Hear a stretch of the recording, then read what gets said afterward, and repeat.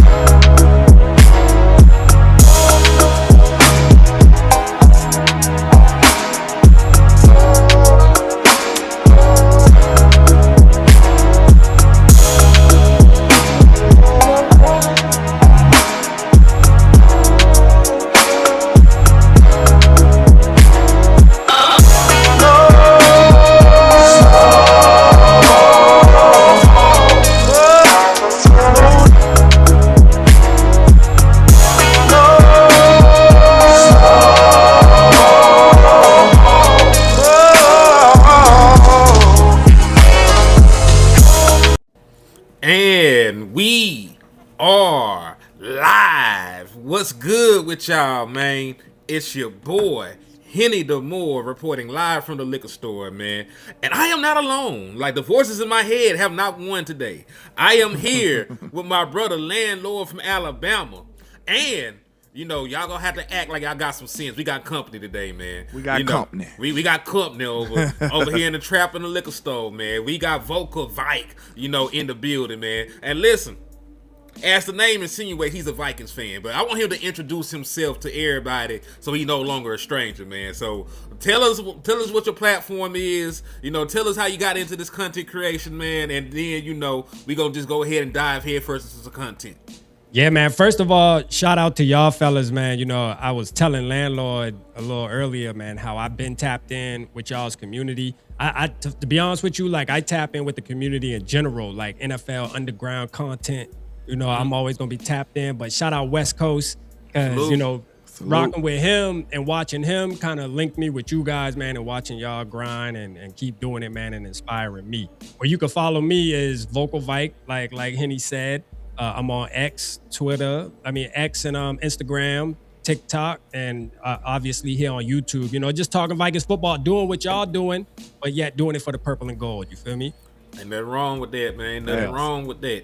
And look, we might need to introduce ourselves too, because his people over there, they in know the building. who the hell They gonna be in the building. Yeah, they in the building. Yeah. So, all right, I'll start, man. You know, I'm Henny the Moore. You know, folks don't really like that name. You a certain complexion, so you know it's HTM Sports for short. And you know, we make Dallas Cowboys content over here, man. I've been doing this shit for a couple years. We almost at 4K over here. We do raw, uncut, uncensored, you know, takes and everything. So you know, we just bring real good content, man. And you know, we tap in with other folks around to do the same thing. Thus, we're doing shows with Vocal Vike, man.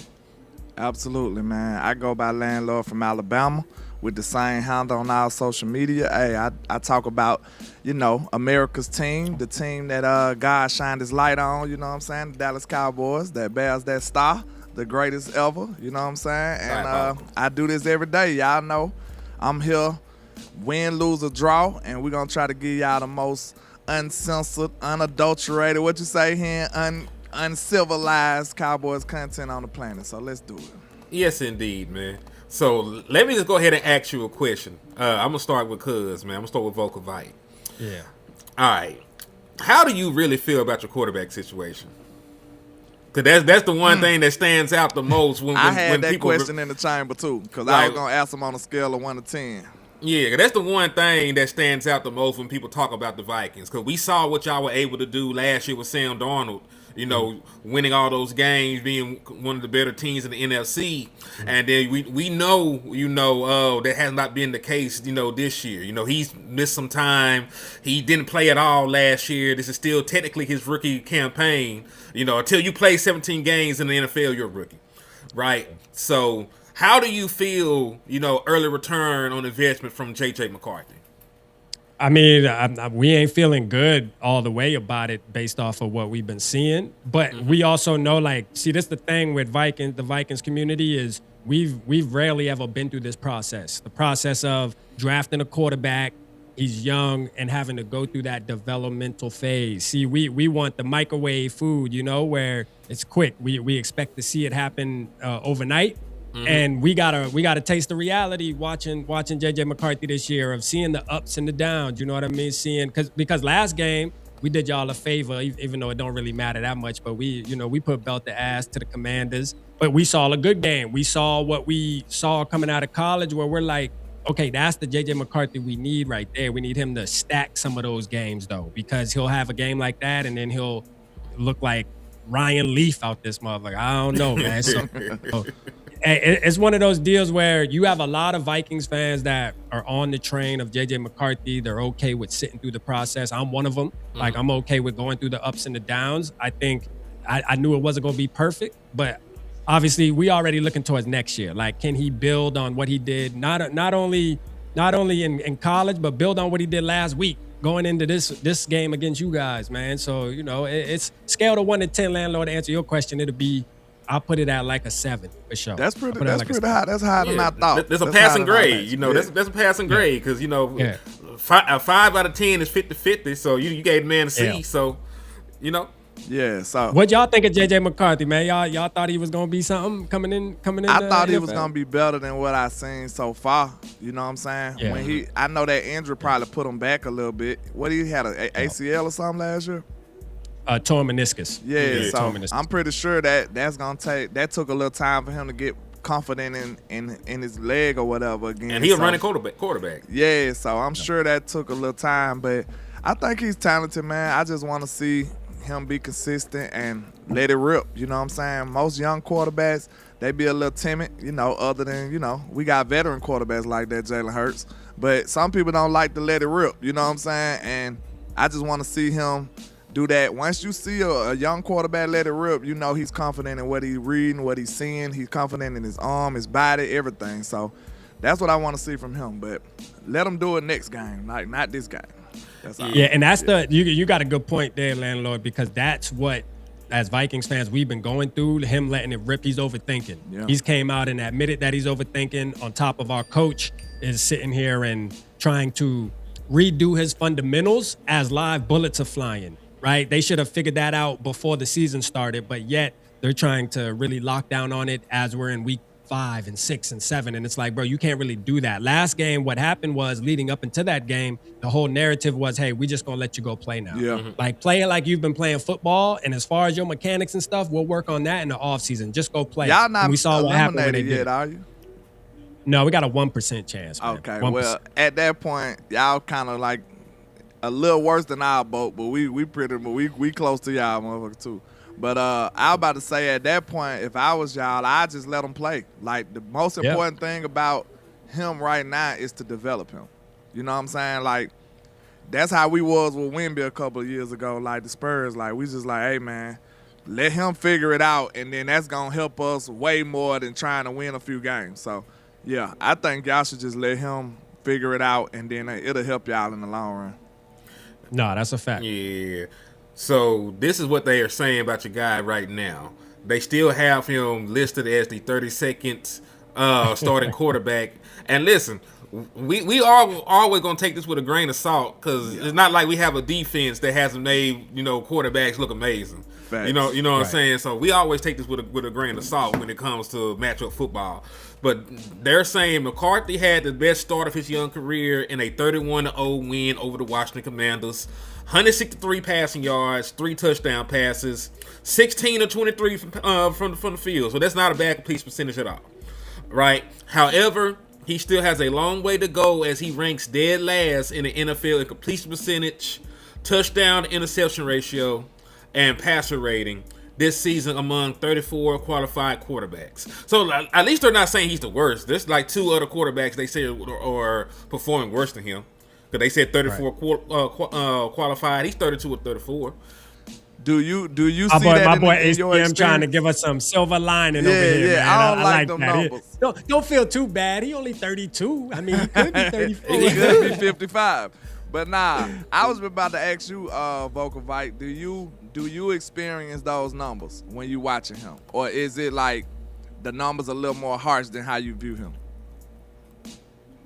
The numbers are a little more harsh than how I view them. There were a couple games, like one specifically was the Green Bay game. I mean, if you watch the Green Bay game, man, you say, man, this dude is horrible. This dude is not ready. He shouldn't be out on the field. The Green Bay game was one that pops out to me this season, and maybe the Falcons game that I was in the building for that one. That was week 2. But other than those 2 games, I mean, look, when you do see him play, you can see. Everybody tries to talk about what is the it. People say they watch quarterbacks and what's the it. It's almost like watching Shador, right? Where people hating off him, but it's like, bro, you watch Shador, you see it, right? And can you explain the it? I mean, shit, everybody got their own little way how they explain it, but what you see. I watch JJ McCarthy, your eyes are not gonna lie to you. You see it, and you're like, yo, if he can just settle down, this dude right here got what it take, man. He made of the right stuff. You feel me? So that's kind of what I'm seeing week in and week out. Even during some of the bad games, you're like, but that throw right there and that decision right there, bro, just start stacking those and you can become elite. So you saying he got some elite traits that you like, but you got to just see him put it all together. You got to put it together. Because to me, that sounds like somebody like Justin Herbert. You know what I'm saying? We see the eliteness, but do he ever put it all together? That be the whole thing about certain prospects. It's like when you try to project them, you like, are they ever going to put it together? You know what I'm saying? We see the things that make you great. Trevor Lawrence. Yeah, like we see the things that make you great, but it's like, are you ever going to figure it out and how to put it all together and be consistent with it? So that be the daunting task for certain prospects out here. Like, will they ever live up to their full potential? But I think JJ will be fine, though. Like, I know y'all got the weaponry, so that's why everybody is way more harsh on him because they like, sir, you got a great wide receiver duo over there. You got a good tight end in Hockenson over there. You got 2 great backs. Like, we don't see why you can't be productive. Like, if you can't be productive, it's obviously on you or your OC. It's one or 2. That was the next question because Barber fade you up. Just said the play calling made JJ look worse. I thought that y'all had a pretty good offensive mind over there. Is your head coach still the offensive play caller? So this is the thing with that, right? People from that, and I'm sure you guys can relate to this, right? Mm-hmm. People from the outside that don't watch Vikings football. Because if you're not a Vikings fan, you're not tapping into a Vikings game at noon for no reason. Playing the band, right? You're just not. Well, unless you're a bad man like me, you might. Right, exactly. You're just not, right? So what happens is you have these national pundits that go out here and they say, well, KOC, the offensive wizard, the quarterback whisperer, and Vikings fans, we call bullshit because we get to actually watch and go through the whole experience. Now, I'm not saying that he's a bad coach or that he's a bad play caller, but I think the hype, because this season specifically, man, dog, some of the situational football and the way he's been calling these games have been one of the worst in the league, if you ask me. So it sound like Shotty a little bit. Yeah. Yeah, so and you wouldn't know that unless you actually watch the game. If you don't watch the game, you got to get that information from somebody who does, like me, who I'm telling y'all right now, like, bruh, it's not what it seems to be. And my boy Barber fade you up, man. I'm a dog right there. He know the deal. Like, Kevin O'Connell put J.J. McCarthy in the worst possible position this season because he thinks that a young quarterback can come in and just run his playbook. Now, Kevin O'Connell is known to have one of the most complex offenses across the league. Correct. The way he likes to run his offensive scheme. And you put JJ in there saying, all right, here you go, young fella, let's go run it. Instead of barbecue and mildew. right. Instead of LandLord and HTM was what you should have done, what a good coach would have done, a wizard, whatever you want to call him, would have said, all right, I know my quarterback's strengths. He's 22 years old. This is his first year playing. Let me mold my offense around him. And say, hey, this is what he's good at. Let's simplify it. We simplified our offense because this was a big thing after we beat the Commanders. We simplified the offense and we kicked their ass 31-0. Mm-hmm. Yeah. If we would have been doing that from the beginning, man, we could have been in playoff hunt at least. I think that's you correct on that, man. Because I told HTM I could tell a lot about your quarterback about how your OC called the game. You know what I'm saying? If he's confident, you're going to see confidence in some of the play calling. Now, let me say that again. It depends on his competence. If he's a competent OC, you know what I'm saying? These things are valid. He could be, a goofball that don't know what he's doing.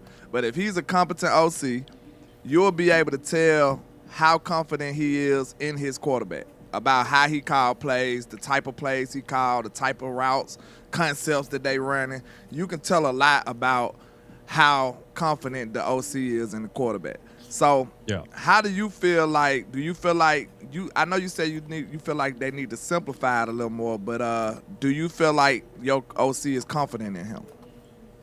So our offensive coordinator, our offensive coordinator, Wes Phillips. I guess he just helps with game planning, man. We don't know what the hell he does. To be honest with you. Like, he just got a job. He just got a job, bro. Like we sit around and we talk about him and the offensive coordinator, Wes Phillips, but it's like, what do you really do though?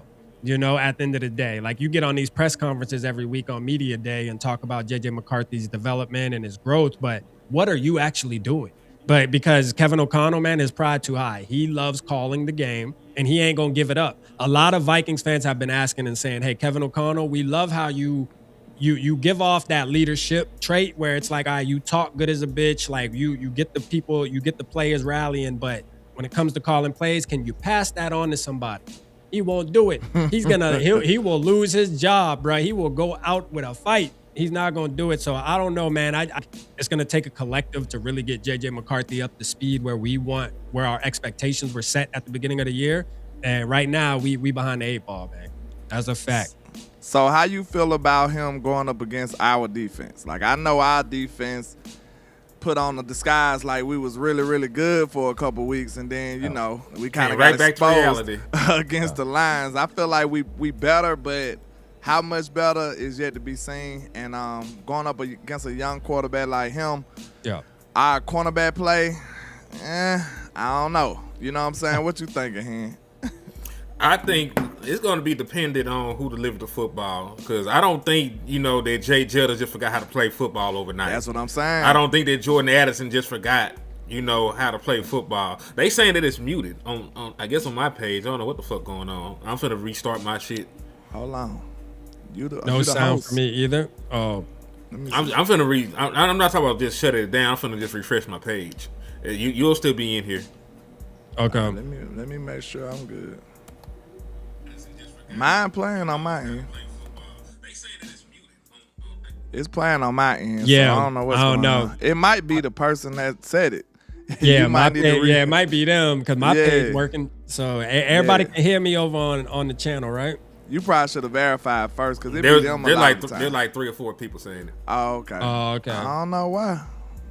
They hear us on our page, on y'all page, but they was coming from mine. Right. Oh, I don't know. Oh yeah, I see. We hear y'all. Okay. All right. Cool. Yeah. All right. Cool.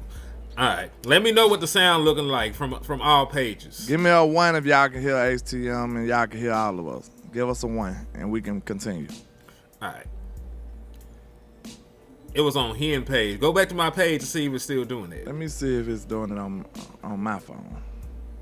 I'm typing it. I don't be believing nothing until I do it. Willie said we good now. Willie said we good. Yeah. Cool. I have to see it myself. Like, I don't believe nobody. I'm crazy. All right, cool. We good now.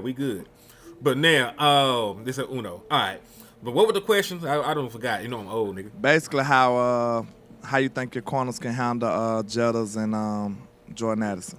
It's not really if they can handle them. You know what the answer to that is. Like No. the Dallas Cowboys, going to have to win up front. This is going to be a game where Quentin Williams, Jadeveon Clowney, and the rest of them, take care of the Vikings offensive line. And if they're without Darrisaw, what I don't know what his availability is for this game. I know he's been nursing an injury. Yeah. So if they're going to be down offensive linemen, and this is going to be a game where Quentin Williams and them can whoop them up front, this might be a game to where you can get some turnovers from an errant throw.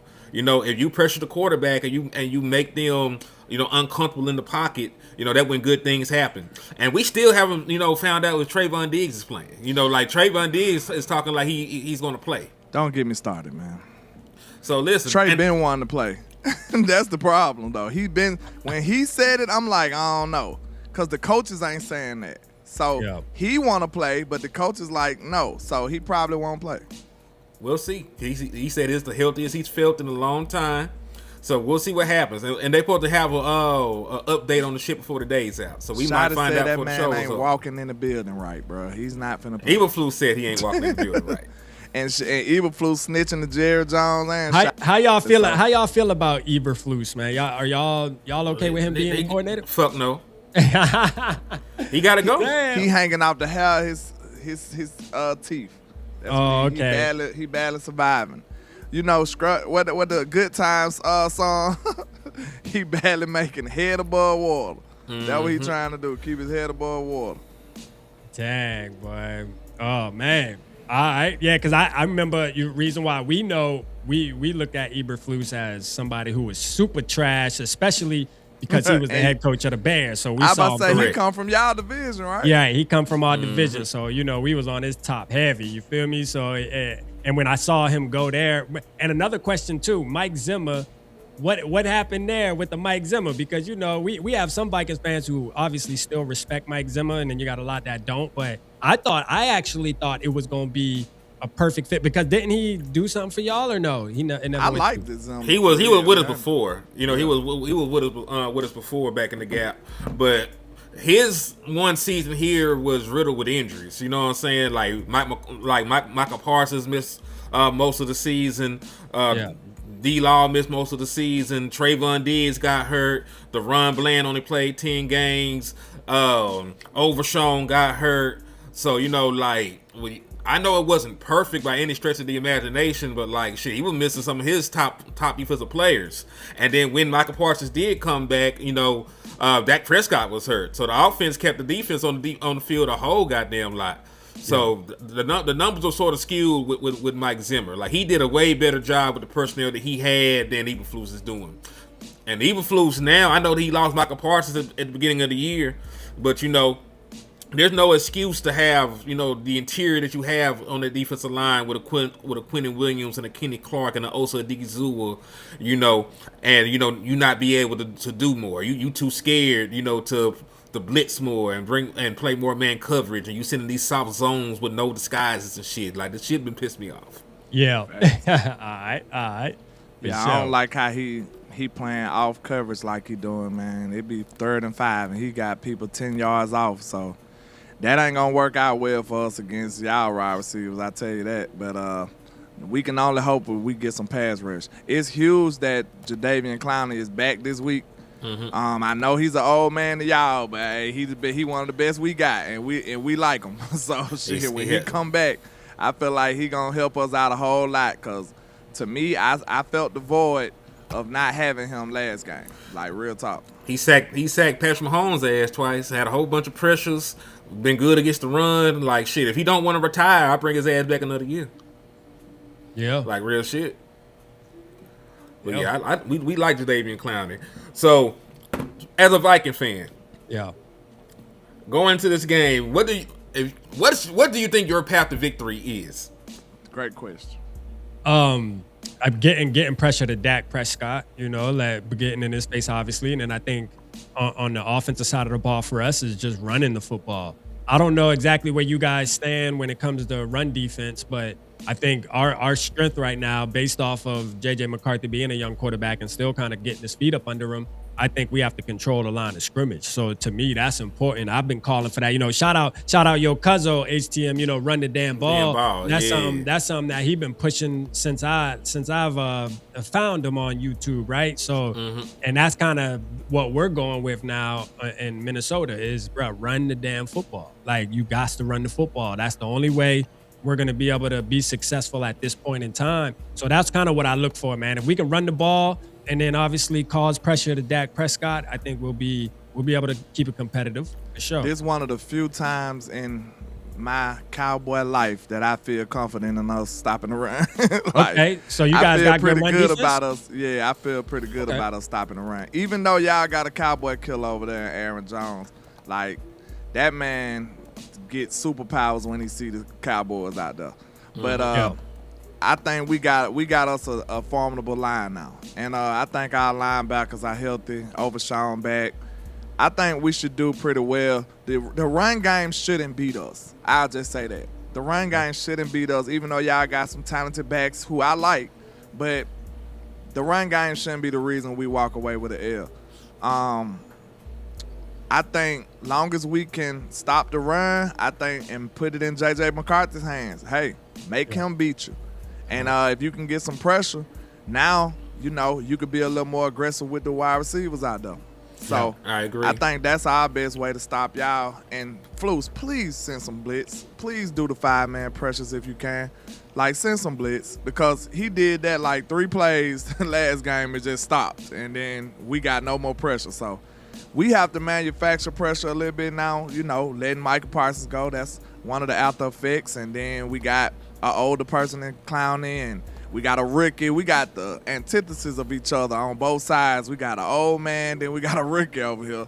So it's a little makeshift when it comes to us manufacturing pressure, but I feel good about it after we brought Quinn Williams in, and I feel like all that together, if used correctly, Eberflus, we looking dead at you. Yeah. If used correctly, I feel like we could be effective and rattle McCarthy. Like, I'm not too sure how he is with off-platform throws, but I think most quarterbacks go down a notch or two when they throwing it on the run or moving one leg and stuff like that. So we want to get them off-platform a little bit. Yeah, and I know that the numbers say the Dallas Cowboys are like one of the worst defenses in the National Football League, and that's fair because the first half of the season was awful. Yeah. But, you know, once we got Quentin Williams in here, you know, the defense has been a whole lot better. You know, the first 3 games, we averaged under 70 yards allowed on the ground. You know, now the Lions ran the fuck out the ball, and they were successful, you know, with Gibbs and Montgomery. But, you know, there was a 3-game stretch where the Dallas Cowboys run defense had solidified itself. I want to see them get back to that this, you know, particular week. And on the flip side, even, you know, as skewed as the numbers are, like, you're not a particular defense that starts to run at a high clip either. So, you know, like, that's my path to victory for the Dallas Cowboys. We'll be down on starting left tackle. We know that this is a very blitz-happy defensive coordinator in Brian Flores. He once blitzed Lamar Jackson 35 times in one game, same 0 blitz look. And you know, that's going to be the chess match. You know, Dak Prescott is one of the better quarterbacks in the league against the blitz. But, you know, like any quarterback, if he gets hit or, you know, if he's under interior pressure, it's hard to operate. So my plan is to run the ball, utilize play action. We're one of the top teams in play action percentage uses in the National Football League. And Dak Prescott himself is one of the top quarterbacks when using play action. So that's my plan. We're going to run the ball, neutralize some of those, you know, heavy blitz looks, take chunk shots with play action. CeeDee Lamb passes concussion protocol, so we'll have some, you know, I listen, it's nothing against the Vikings. I like our wide receivers against any goddamn defensive backs. Yeah. It don't matter who it is. You know, they should feel the same way too.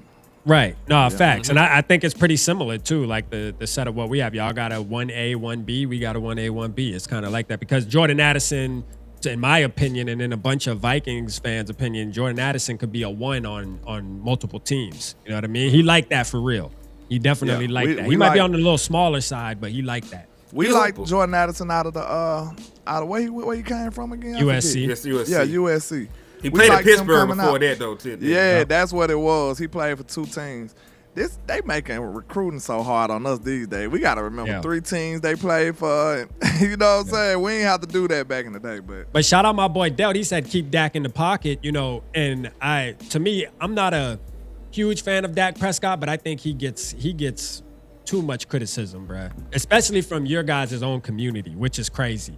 You know how many teams would like to have a consistent quarterback that can play at the level Dak Prescott plays at over and over again? And we see kind of what a lot of teams go through, man, when they can't really lock in on a quarterback, bro. Their team is ass for years and years and years, man. Dak Prescott continues to put up good numbers even now. And I think he's one of the main factors that we have to slow down on Sunday, because our DBs, I will say, we got the Byron Murphys and the Isaiah Rodgers, which you guys are probably familiar with playing in Philly. Yeah. But they soft. They soft, man. Like the tackling, they can't tackle. That, like, I want to see. I mean, there's a lot of flaws there. Not to say that they can't get better going into next year or whatever, but this year right here, man, there's something about them where they just scared to tackle. This is a lot of shit going on. Hey, I'm not going to act like my quarterback is without sin or flawless. Right. But I would be doing my community a disservice if I don't ask you, what do you have against Dak Prescott? Yeah. So for me, like if I sit back and I say, what do I have against him? I mean, really nothing. Only thing I would say that he rightfully should be criticized for would probably just be winning in the playoff, like actually taking the Cowboys to an NFC Championship game or damn near Super Bowl. Like, and it's not really so much his fault. It's because the national media, every single year, as Cowboys fans, y'all notice y'all are playoff Super Bowl team because it's the Dallas Cowboys. Y'all's fan base hypes it up and puts that pressure on Dak Prescott. So for me, as a fan from the outside looking in, when I see you guys play, I'm like, all right, well then shit, I should be expected to see the Cowboys making a run then shit, since all the hype around him, Dak Prescott getting all his money. Let's go out there and see what he can do. And then y'all have been falling short the past couple years. So I think that's the only thing. But I like Dak Prescott as a player though, man. I was wanting him over Kirk Cousins, bro. I was like, man, shit. When they were talking about he possibly getting traded and shit like that, I'm like, shit, bring him to Minnesota. That's what I was about to ask, Yeah. because I'm like, shout out to Miss Pam on the Yeah, cash. on my end as well. Thank you for the love. Salute. But I was about to ask, like, we know, like, I know this is the age-old argument and excuse, but it's just true. Like, this is a team sport. Like, we give the quarterback so much credit.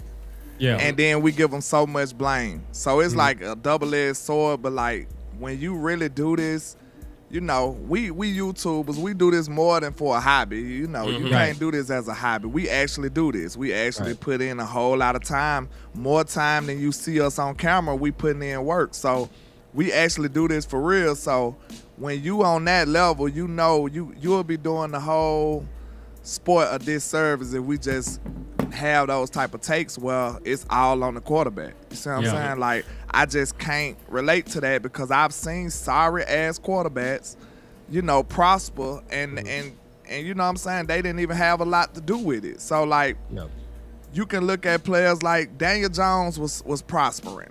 You know what I'm saying? They got a fortunate little run with New York. We knew Daniel Jones was sorry, but they paid him. We up here clapping. I literally was popping bottles and shit when they paid Daniel Jones. And the Vikings are the reason for that, by the way, man. Y'all did it. We appreciate you. You know what I'm saying? So, hey, we do appreciate that because when we seen them succeed against y'all, I'm like, bro, that is fraudulent. That is not real. And then they go and pay them. So, like, let's not act like football is not the ultimate team sport. Like, I swear, me and him came and bombed on that when we felt like it was his fault. So, I'm not a Dak Prescott apologist. I don't apologize for nobody but myself.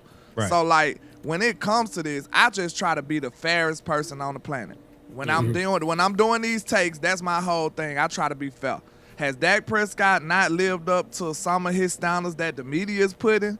Sure. When it comes to him carrying a team on his back alone to go win, of course, because most people don't carry that. Even Patrick Mahomes don't do that shit. But we say he the greatest quarterback ever.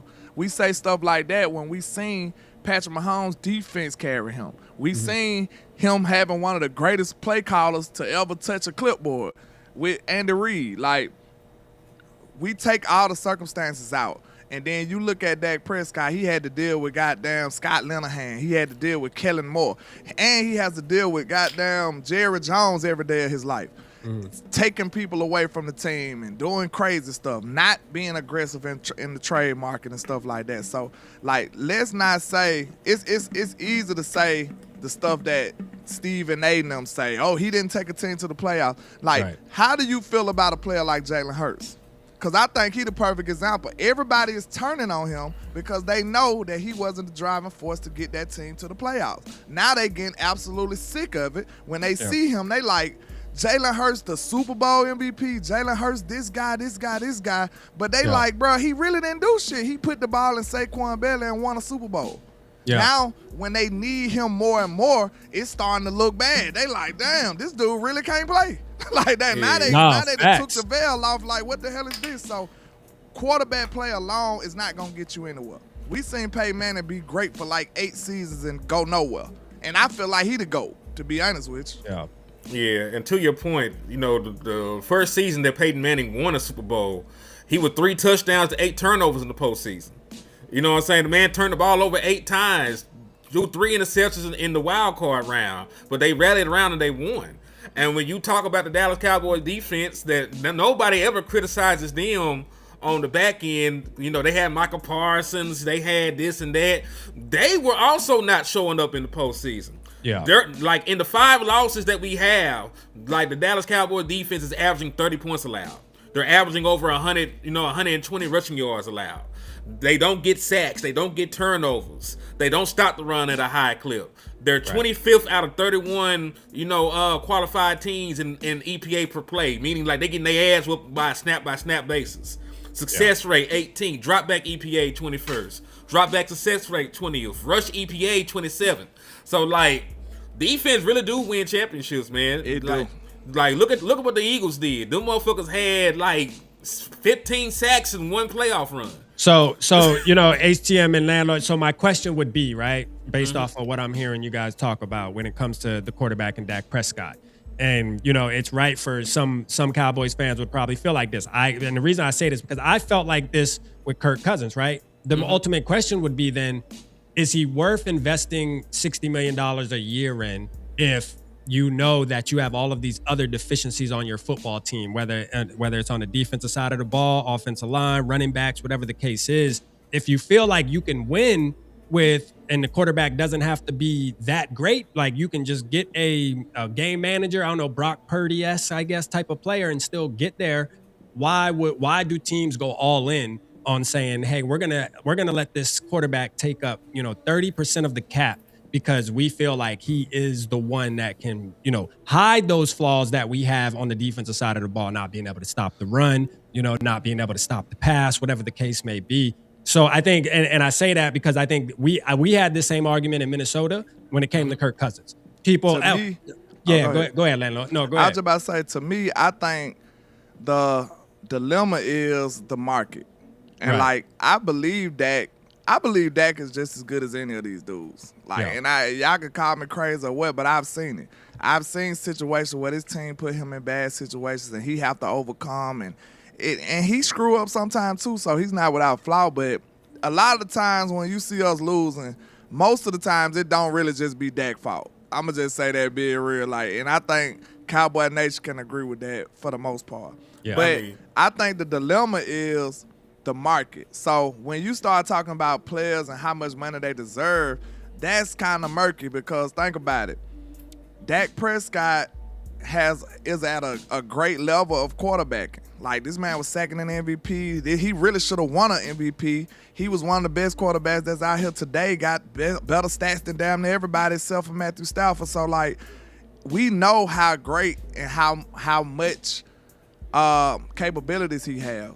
Yeah. And that don't got nothing to do with how much money you pay him, really. Because, okay, you said a game manager quarterback.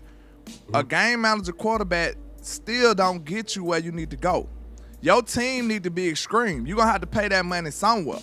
Your team either going to have to be complete with a mediocre quarterback or either you're gonna have a dope team with a little better than a mediocre quarterback. You see what I'm saying? Yep. And think about this.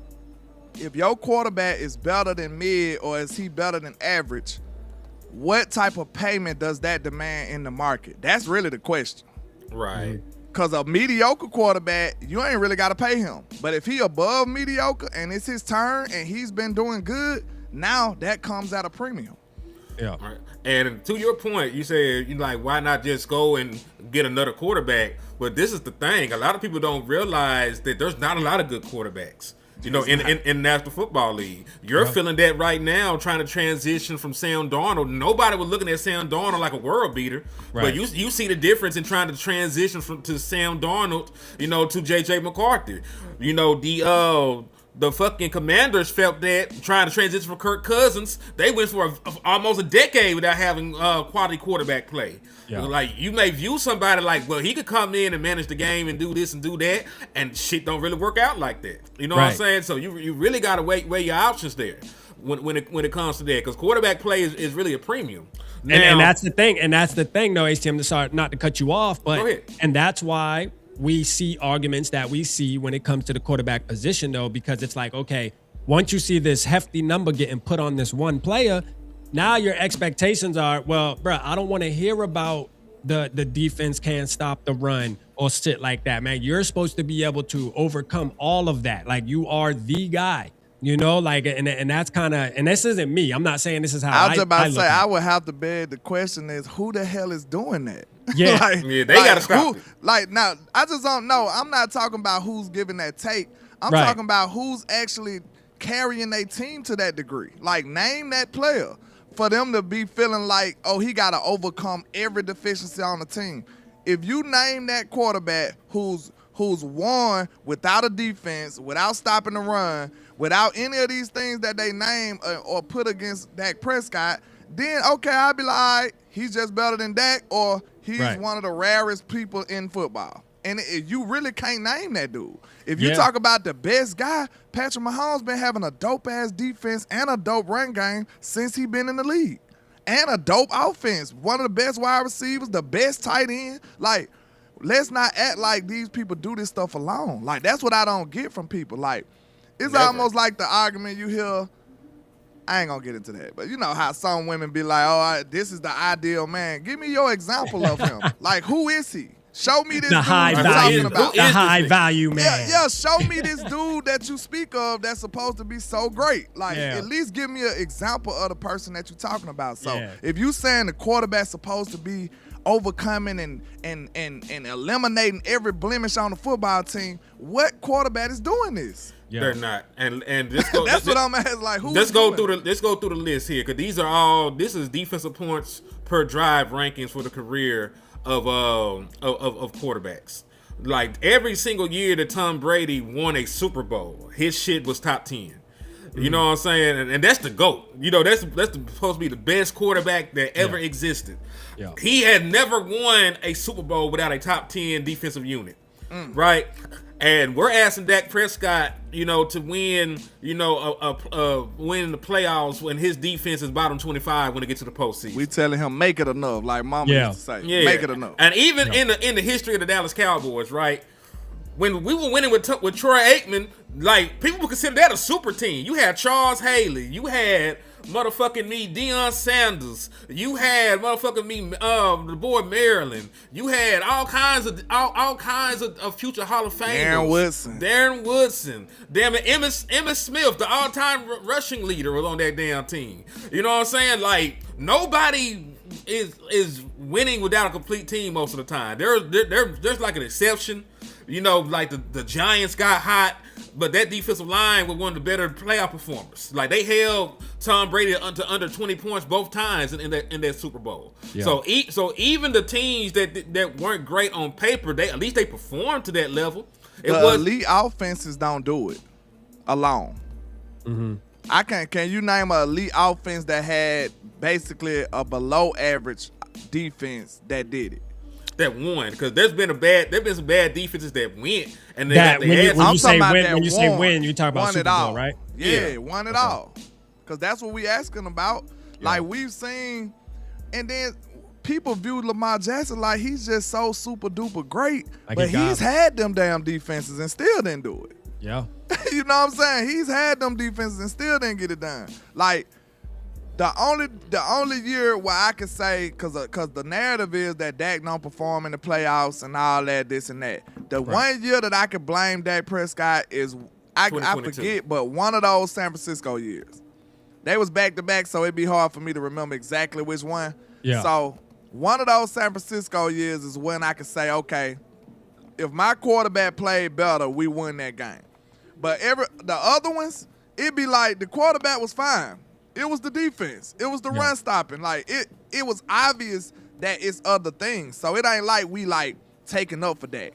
The Green Bay game, you could go ask our fan We bombed base. on them niggas. We came out here and dogged Dak Prescott ass out. Like Yeah. bombed on him. Yeah. But guess what? We went back, me and him, we actually observed the rest of the playoffs and seen all this defense that was getting played and all these extra opportunities that they was giving Lamar Jackson and Patrick Mahomes. These boys winning games, 21 points scored. Patrick Mahomes won a game and didn't score not 1 point in the whole half. Yeah. I said, man, if Dak did that, we'll be getting blew out by 28 points. Yeah. It is not the same. So when we start comparing this stuff, like, let's be fair, let's be honest, let's be logical. Yeah. These things are not the same, bro. It's just not Right. the same. No, I I'm mean, with you, and man. for Look, I'm comparison- on y'all. I'm on y'all side when it comes to the Dak Prescott thing. I know somebody in the chat said he smelled like a Dak hater, bro. Listen, first of all, I bleed purple and gold to the bone gristle. You hear me? So like, I ain't even too much worried about what Dak got going on over there. This is for my dogs right here to be talking about. You know, me, I worry about what's happening up where I'm at in Minnesota. You That's feel fair. me? And now, if Dak's available, like I mentioned early in the show, a couple years ago when there was that kind of, hey, is he going to sign the contract? Is he going to go into free agency? My community will tell you. RAP was right there saying, shit, I'll take him. Yeah, yeah. Yeah, You know what I'm saying? I'll take him. And this the thing, like when you compare, like this is just QBR, and you know that's just pretty much how a quarterback perform in any given game, right? They include they rushing, they throws, even bad throws, you know, all that shit. Yeah. Joe Burrow ain't never posted a QBR of 80 in his goddamn career. He done won playoff games with a QBR in the 30s. Yeah. Dak Prescott done lost playoff games with a QBR 84 and 73. Which is Anything of over a 70 is a Pro Bowl caliber performance. You know what I'm saying? Anything over an 80 is an All Pro caliber performance. He got losses on his resume where he played like a Pro Bowler and an All Pro. You know what I'm saying? Now you could say like, hey, like some of these, this 53, this 42, this 32, you could turn right back around and say, but hell, Joe Burrow. Shit, the one with a 33 and a 31. You know what I'm saying? That's like, crazy. That's crazy. Like how the quarterback plays is not indicative. Because I thought about something when you brought up Joe Burrow with LandLord. When you asked that question, Joe Burrow might actually be one where I'll say he got them there. They didn't win, but I mean, to get them there with that team they had was kind of impressive, though. Like Joe Burrow wasn't expected. Burrow is like one 50 of those touchdowns. ones You know what I'm saying? But you got to look at with the only outlier with Joe Burrow is like he got superior offensive receivers. talent. And His offensive talent is like ridiculous. That's a fact. That's a fact. So like, and then his defense. The year they won, the defense was I good. about to say his defense performed in the playoffs though. Right. Like But that's the they only wouldn't. difference. But the thing is, though, LandLord too, is they wouldn't have gotten there if they If would it have went just for had Burrow. a You right. Like Yeah, if you you couldn't have just plugged any quarterback into that We team. see and that said, difference "We'll get now. there." Yeah. When Burrow Hell got yeah. back out there, them boys been going crazy. Yeah, they been going I crazy. love Joe. I can't lie on Burrow now. He a little special when it come to that. Like he uplift that whole team. It's like they look at it like, hey, Burrow back, let's play defense now. Like we Right. can play defense. We can do everything again. We can do everything now. Yeah, you know what I'm saying? saying? He just got that. He got that something about him where he just lifts the room. You know, he He lifts got the that room. moxie in him though. I Yup. can't hate on Burrow. As a But fact, like I'm not gonna bring him up right now as far as Minnesota because there's a lot of talk going around. You know, obviously. They- he ain't- y'all I know trying to y'all. get him on I there. wouldn't. He would talk about. He didn't sound like he wanted to play football. No goddamn. Yeah, that's what bro. I was thinking too, HTM. I talked about that on my show last night. Burrow. Where, yeah, it's not so much that he wants to get traded. To me, it sounds like an Andrew Luck situation where he's just tired of getting beat up, bruh. Like, he been fucked over, man. That man body probably ain't the same. And that suck when you're a great player too. He wanna go collect Pokemon cards, man. He done. You know what I'm saying? He got some other shit he wanna do. Some other shit going on. His body different. His body is different. Facts. So I'm gonna get back on Cowboy Vikings talk. I know we had to segue on that, but what's the point threshold? Like, what's the amount of points your defense can give up and you still feel like you have a chance of winning this game? 20. Shit. Yeah, 20. I think if we can comfortably put up 21, right? And you only got to win by 1 in this league. Like 3 touchdowns, man. I think we can comfortably put up 21. Like, if you guys score over 20, I think it'll be tough for us, because I do believe y'all's defense. I know people were saying y'all pass defense isn't great and all this, that, and the third, but at the end of the day, our offense isn't great. So we're gonna struggle. It's gonna be something got to give here, and I think if y'all score over 20 points, man, it's gonna be a tough battle for us. No, the reason I asked that is because he said Dak getting sacked 4 times and 2 interceptions. He got sacked 5 times and 2 interceptions the last game. He still put up 30 points. Yeah. So that's to my point. Like, so that's why I'm asking, because we average over 30 at the crib. I don't know about most people, but the way I can't tell nobody how to fan, right? But the way I fan is, he'll tell you, if you whoop my team ass, bro, I got the utmost respect for you. Right. Like, I'm not finna say too much crazy shit about you because you whoop my team. I don't ever say shit about the 49ers. Dak usually whoops the Vikings. Like, no, the absolutely. last game. So I don't see why the fan base like, Dak is this, Dak. Like, bro, listen to me. I know it's popular. I know it's fashionable to hate on Dak. I understand that. They make it so easy to do. Yeah.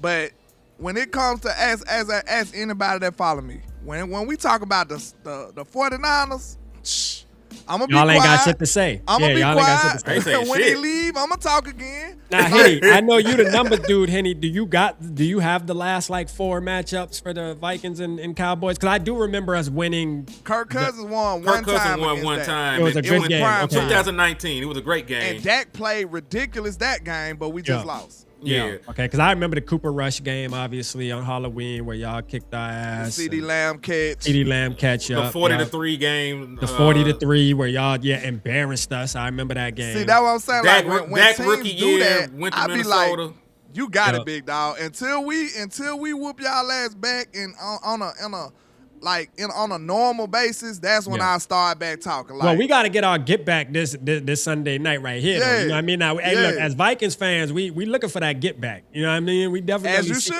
you should. Because like I said, if we was playing the 49ers, it'll be like, we'll be so hyped that we beat them.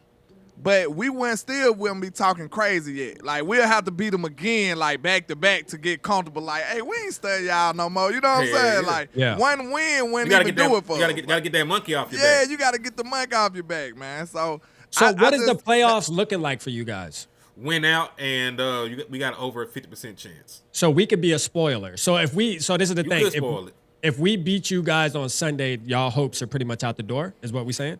Yeah, it would drop to we'll be like y'all, be like a 1% chance to get in if we lose this game. We dug ourselves a big hole, and we got to get up out of it. We can't we can't lose again, especially not to an NFC team. Hell yes, because we can get to 10 wins still. If we get to 10-6-1, we can get into the playoffs over any 10-7 team, because a tie counts as half a win and half a loss. So at 10-6-1, the Dallas Cowboys are actually 10.5 and 10. And 6.5, in the record books. So if a team is 10-7, regardless of tiebreakers, we have a better record and we would get in.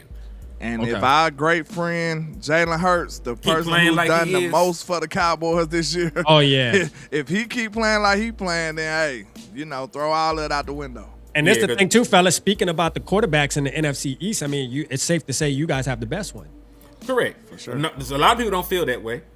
Some people feel just because. I mean, how can Hurts, you not? How can you not feel that way, though? I don't get it. Some people, because he won a Super Bowl MVP. He won a Super Bowl. That's why people say, Jalen. Well, I'm talking in the moment, though, right? Like, I'm talking in the moment right now because JD5, I mean, I'm a huge fan of Jaden Daniels. I love him coming out.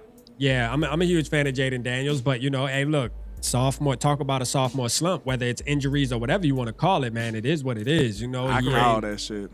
Yeah, he ain't looking good. That's HTM guy, but I just said I just didn't believe in Washington. I felt like that shit was fraudulent. It was Cinderella last year, and hey, I look right as hell. Even without the injury, they ain't been playing good football. They weren't. So like, I'm looking at it like this, man. This is really one of the reasons why I got a lot more respect for Dak Prescott than a lot of people do. Because it's easy to come in the game and say, hey, I'm the next hot dude. I'm so dope. And then the next year, you ain't shit. Like, we've seen Dak consistently do this over a 10-year period. He's been a good to great quarterback over his whole span of his career. Yeah. What people don't understand is, like, people like C.J. Stroud, they always try to find the young hot guy and say he better than Dak. And then next thing you know, they end up not being better than Dak. Yeah. Don't you see that? They always try to shoot at Dak. He the first target. Oh, C.J. Stroud, the young hot player. Oh, he's better than Dak. He's way better than Dak. Then next thing you know, he just fall off a cliff, and then now they like, don't nobody say nothing no more. Like, okay, what the problem is, once they get film on you, because people get paid millions of dollars to play defense. I think people forget that sometimes. People forget they get paid too. They get paid millions of dollars to study your every move and try to take you down. Yep. So, yeah, you might get them that first year. But if you want to impress LandLord, do that shit again. Do that shit again after that. Because they're going to try to counter you. They're going to counter you every time. Yeah. They're going to say, oh, Jaden Daniels like to, if you do this to him, he like to run right, and then he'll, you know what I'm saying? They find out all of your tendencies. And then what make it even more impressive, even more tape they got on you, what make it even better for them. They got 10 years of tape on Dak, and it ain't many people that mess Dak up, though. Think about that. It's a few defensive coordinators that give Dak problems, but they got 10 years worth of tape on him, and he still go out there and shit on a lot of people. Yeah. Correct. And, hey, to your point, I know that Kirk Cousins gets a bad rap, but that man jumped off the bench and hooped this last game. I like Kirk. Man, I don't care, man. I can't jump on that band with y'all, man. I'm not doing it. I was not a fan of Kirk Cousins, and this goes back to him getting paid too much for not being able to do enough, in my opinion. Like, your team has to be perfect for him to have gotten us to a Super Bowl. Right. And with the amount he was taking from the cap space, you just weren't going to be able to build that team if you didn't draft good. And based off of his age, the timeline wasn't good because it's like, he's getting older. He's not getting any younger. So, if you're going straight off drafting players, that's 4 years, 5 years out. These players are developing. You're building that foundation. Man, it just wasn't, the math was just not mathing for me. So I wasn't a fan of him. Did he have good games? Absolutely. He had some good games. He had some games where I came on and it sounds like you'll love Stephen Jones. It sounds like a lot of your stuff be cap related. Man, look, it's not. It's like really a lot not. Of cap related. So I gotta push back on that, LandLord. I'm just saying. Elaborate. Just elaborate. I'm gonna elaborate a little bit because this is the thing. I'm the furthest away from caring about the money. My community will tell you when they say, when, for example, when it's when Lamar Jackson wasn't about to sign the deal. I was telling my community, I don't care how much he costs. Even with the Joe Burrow thing now, it doesn't matter. You got to go all in. But Kirk Cousins trying to put him in those same categories is crazy to me, bro. Like, Kirk Cousins has done nothing.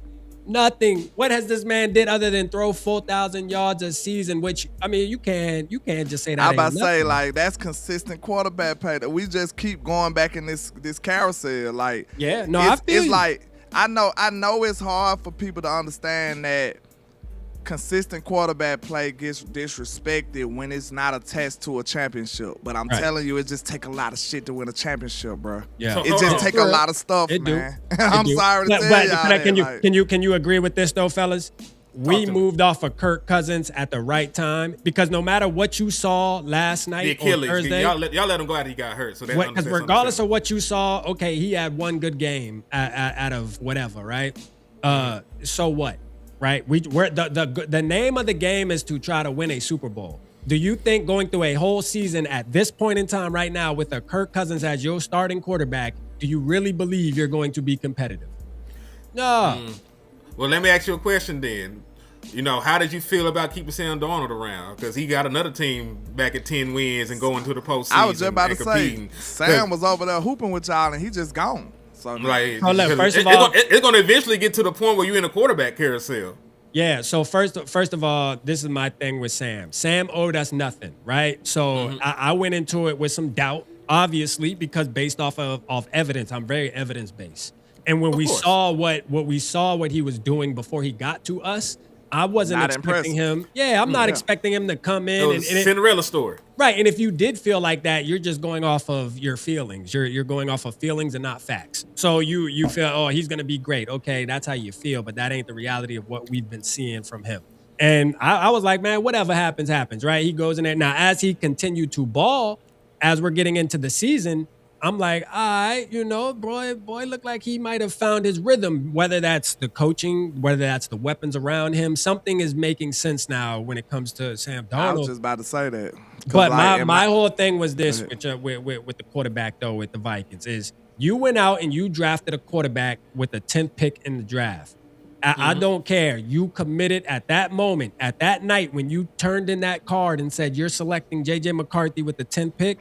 Sam Darnold was never in the plans. It doesn't matter what he did, unless he would have won us a Super Bowl. Because our coaching staff and our new GM, they were brought in here for that specific reason, was to go locate a quarterback and turn him into our franchise quarterback. Hindsight's 2020, though. As I look at Right. it now, Sam Darnold, okay, yeah, like, you know what I'm saying? he Would got we them be a boys better playing some team? great ball over there. We But- would, but this is the thing, real quick, and I'll let you land. HTM is Go ahead, bro. he did exactly what I thought he would do when it counted. All right, we talking about for the number 1 seed against the Detroit Lions, he folded. It wasn't because the offensive line didn't hold up for him. It was because he was in his head. He was overthrowing.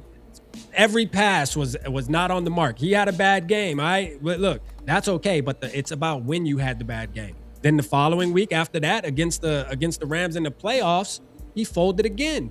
Like, you can't. Listen. We went through that with Kirk Cousins, bruh. It's over with. We got to move on to the guy that can overcome that. We were just having that conversation, right? You got to have a quarterback that can overcome those tough situations, man, and be able to will your team to a victory every once in a while. I know I was it's just a about to team say he sport, got to but- be a little better than me. He got to be a little better than a game manager, though. Right. And I Yeah. think the market demands a premium for that. But Like, that's all. this is because I got two things to add to this, because this is the part where it's sort of iffy for me. You know what I'm saying? Because think about some of the quarterbacks that actually have won Super Bowls. Like Right. that don't describe Brad Johnson. That don't describe Nick Foles for the most part. He hooped in the Super Bowl, but there was a career backup quarterback. There was nothing to say that man was going to do that when he got into that moment. You know what I'm saying? Like, oh. We can keep going down the line. Like, Jalen Hurts has under 200 yard passing in four of his playoff wins. He played well in the Super Bowl, but that wasn't what he did up to that point for them to win the football games. They ran the ball, they played good defense, they got turnovers. You know what I mean? So that's why I'm a little I'll put it by that. And secondly, to your point, like, hey, we spent a top 10 pick on him, we gotta play him. The 49ers put the 3rd overall pick on Trey Lance, And said, get your ass off my team. You know what I mean? And it comes to the point where I'm not saying that you would have won a Super Bowl with the man, Right. but at the same token, like, if it's not broke, you ain't gotta fix it. You know what I'm saying? that's Because a in the process of trying to fix it, you can make the shit worse. The way I look at it, too, something that get overlooked when we evaluating these players is the situation and who's using them. Because real talk, you'll sit up. That's why stuff like that come out of the blue. Like Sam Darnold. Oh, my God, Sam Darnold end up being good. Like, you didn't see that coming because we didn't do the proper work and evaluate him in a certain system. We Right. just seen him and his numbers and what he did. Like, he sucked. But nah, if you ask Sam Darnold on a one-on-one interview, he probably be like, man, my coach was terrible, bro. Like, you know what I'm saying? Like, he didn't do nothing. shit he ain't gonna wanted. say out loud, You yeah. know what I'm saying? Like, we got to put that into the equation. That's why it's our job to do the film work. Because Yeah. we can see things that we like and be like, shit, man, y'all can say this is what y'all want about Sam Darnold, but what I see on film, I see some traits that, you know what I'm saying, if used correctly, he could be a good player. So that's how we be doing stuff like that, and we have our own takes because we put the extra work in. So sometimes it be the coordinator. Like, we seen Jared Goff. We still feel like Goff is kind of mediocre, but when you put Goff with a mastermind, you go to the Super Bowl. You know what I'm saying? When you put Goff with a mediocre coach, he look like he barely should even be in the NFL. Right. And So coaching matters when it comes to these players and how you evaluate them. another guy to bring up, Rich Gannon, year 12, made his first Pro Bowl selection. A couple years after that, won the league MVP after being a career journeyman in the National Football League. Yeah. You know what I'm saying? So like I understand where y'all coming from. Like young quarterback, a lot of talent. You know, we picked him. It's not like it's a regime change or anything. So this got to be our guy. But this motherfucker here, who was also a top draft pick in his day when he came out, he over here hooping. So, you know, you got to weigh it. And I understand, like, the playoffs didn't go well, so it made it easier to, like, you know what, go test the market and see what the fuck happens. You know what I mean? But Like, it's based off, you have to be intentional. And like, if your intentions were to draft the quarterback high, it would have been different if we got a Spencer Rattler in the 4th or 5th round, right? And then Sam Darnold was on the team. It's like, all right, boom, we brought Sam Darnold. We brought Sam Darnold in with the option on the table that, hey, he might do good in our system because we trust our coaches and stuff to do that evaluation. Great weapons. So there's a possibility we may be giving him a contract at the end of the season. Our team didn't do that. Our team brought him in as a bridge. That's what it was. I got the perfect example to kind of show us why the dilemma that we've been going through with this quarterback versus team stuff. Motherfucking Matthew Stafford. He's the perfect example. Matthew Stafford was brilliant with Detroit. He didn't have a damn team though. Yep. He had a terrible team. Matthew Stafford been him. If you watch college football, if you follow Matthew Stafford's career, that dude been dope as hell. Yeah. He been dope like that. Even with Detroit, he was having brilliant performances, brilliant seasons, brilliant games, but his team was trash. Yeah. What happens when you take that player, because that just show you, it don't matter how fucking brilliant you are, you not winning shit not by yourself. You not winning nothing, bro. Yeah. As soon as you take Matthew Stafford away from the lines, what happened? He won Super Bowl the first year. You took him and put him with a better coach and a better team. What the fuck happened? Yeah, and I'm not saying you need it all, bro. You don't. Yeah. A quarterback alone is not giving you shit. You need a good quarterback and a good team. That's why the NFL is the ultimate team sport. Like, so you can criticize a quarterback on his own. The only reason that's even valid is because we got ESPN and shit. Like, you can do that in the barbershops just for laughs and shit, but it's when we talk about real football, it has no validity. Real talk. Also, you know, even with Super Bowl wins, you know what I'm saying? It's just like we know for a fact that some of these quarterbacks without them are fucking better. So, for example, would you take Dan Marino or would you take Terry Bradshaw? I would probably take Dan Marino in my opinion. Yeah, because he that nigga. He's better. And listen, Terry got 4 of them bitches. He got 4 Super Bowl rings. And most people in America would take Dan Marino. Would you take Lamar Jackson or Jalen Hurts? Lamar Jackson all day. What? And I have nothing against Jalen Hurts. I think Jalen Hurts is a system guy. And I think things just got to go right for him to, you know, the team has to be built around Jalen Hurts. And maybe they're trying to get away from that, but it is what it is. That's why we're seeing what we're seeing. When you got to lean on him to make the it's throw, not gonna work out for you. That always goes back. You see, this is my stance on the argument. If you know that, then why are you paying him $50+ million just because the market? You can go get a guy. You can go get a guy who can make those throws, but can't do all the extra little shit, right? Do good press conferences, be humble, you know, or run for 5-6 yards on a third down every once in a while. But you can get the guy that can make those crucial throws and pay him $15 million. I get it, but it's like, to me, it's like the quarterback market is just the market, bro. It's nothing you can do about the market. I'm saying we paid Sam Darnold $10 million. Man, on a prove it deal. And he got the hell on and went and got more money. You ain't keep him around long enough to benefit from him. Look, this ain't even a debate or about it. It's just kind of like, that's a mic drop. Like, he ain't got to stay around for that little pay, bro. We like, cause I feel what you saying. You like, I don't want to pay him, but it's like, bro, it's the market. Like, you gotta pay what it is. This Basquiat is rare, bro. Yeah. It might be a pain to you, but to other people, it's worth millions of dollars. So if you want it, you're gonna have to pay $1 million. You see what I'm saying? It comes the down market to is your the team market. being able to draft too and be able to actually build a team. You got to supplement some stuff because listen, if you pay the quarterback, because the Eagles have paid everybody. They paid Jalen Hurts, they played AJ Brown, they paid Devontae Smith, they paid Dallas Goedert. They before even Saquon, they paid their offensive line, right? So the gamble they took was on the defense. They used their top picks on them cornerbacks. Yep. They took a chance in Bond moving him from defensive end to linebacker, and he had an All-Pro season. So you're going to have to take some gambles at other places to make the shit work, and their gambles paid off. You know what I mean? Because Jalen Carter was still on a rookie deal. They went young defense, top talent, but they were one of the top defensive units in the league last year. Mm-hmm. Right, and they paired that together with that 2,000-yard rusher. They had them weapons on the outside. Jalen Hurts had already been compensated, so they had a paid offense and a defense that was full of first-round talent. Yep. And that was the trade-off. So you are correct. You're gonna have to take a gamble somewhere.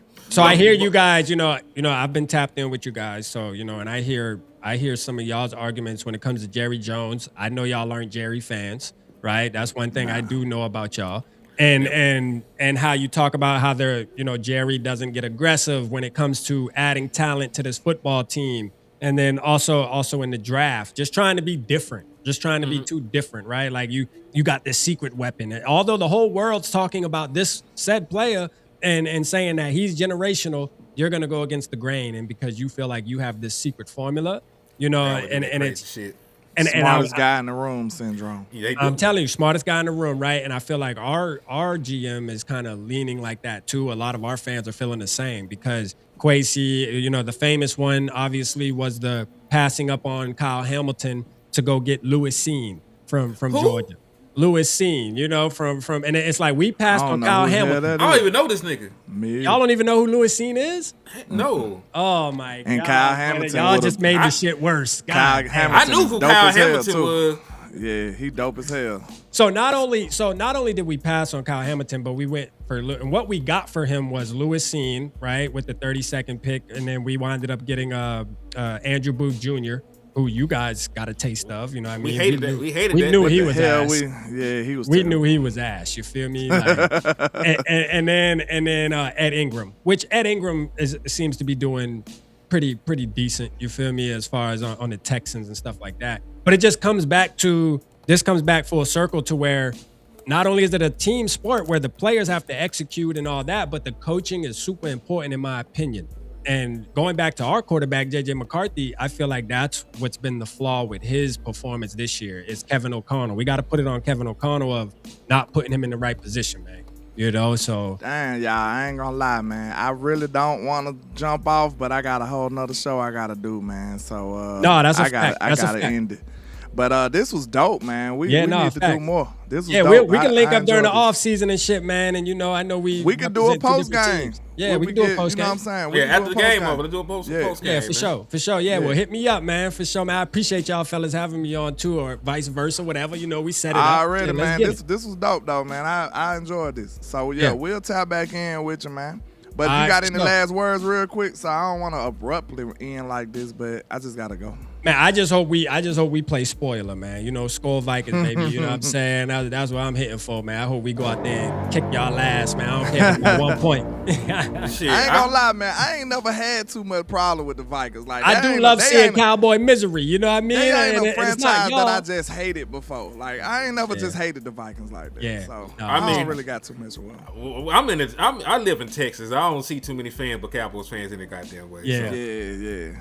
So I don't be having a lot of smoke for nobody. But y'all got smoke. Mouse too. I love Mouse. Yeah, we got some smoke. Man. We try to kick everybody's ass, man. We don't care what the emblem is on the helmet. Shit. That's respectable. And, respectable. Yeah, y'all gonna learn about Dak Prescott. Some of your people don't know no better, but he gonna put you on game. This guy. All right, we gonna see. That's what's gonna happen. All right, fellas, man. I appreciate y'all. Salute, man. I appreciate y'all. Y'all make sure y'all support everybody's channel.